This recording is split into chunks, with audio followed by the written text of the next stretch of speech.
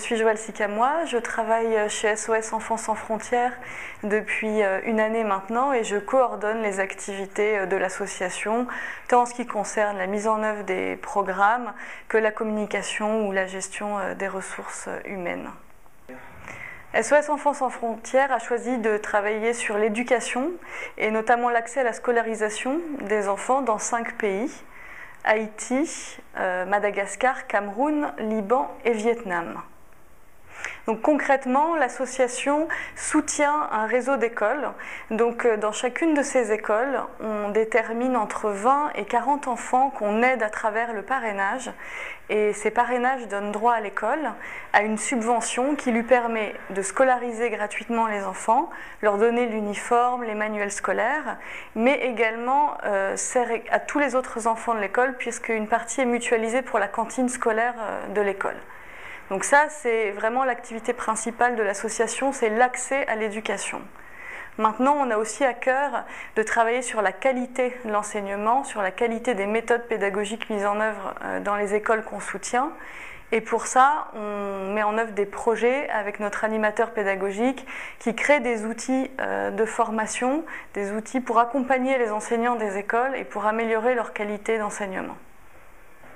Alors, dans l'association, à travers l'association, nous aidons plus de 3000 enfants et à côté de ces enfants, on aide aussi toute leur famille, puisque un enfant aidé, c'est aussi une famille qui bénéficie d'une scolarisation gratuite et on chiffre à peu près à plus de 32 000 bénéficiaires directs de nos actions, parents et enfants, mais également 1500 enseignants du réseau de nos écoles. On a pour cela 5 permanents à Paris qui suivent les activités. Et sur le terrain, en Haïti, on a une équipe de 5 personnes, dont 2 expatriés, et aussi du personnel local. On a entre 70 et 80 personnels locaux. Et dans les autres pays, on a des correspondants locaux qui nous aident à bien suivre la mise en œuvre des programmes et surtout qui nous aident à bien gérer financièrement l'utilisation des fonds.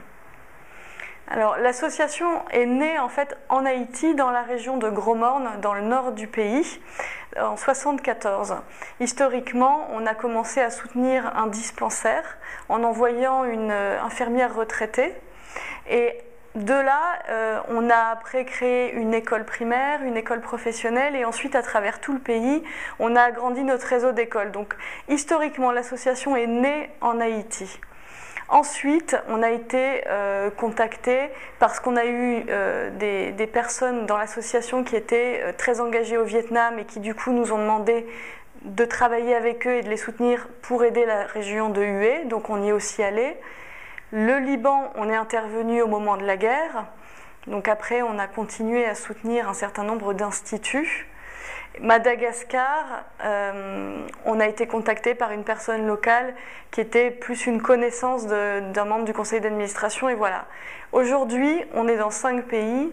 L'association ne souhaite plus aller dans d'autres pays, mais consolider vraiment les actions qu'on met en œuvre dans nos 5 pays d'intervention.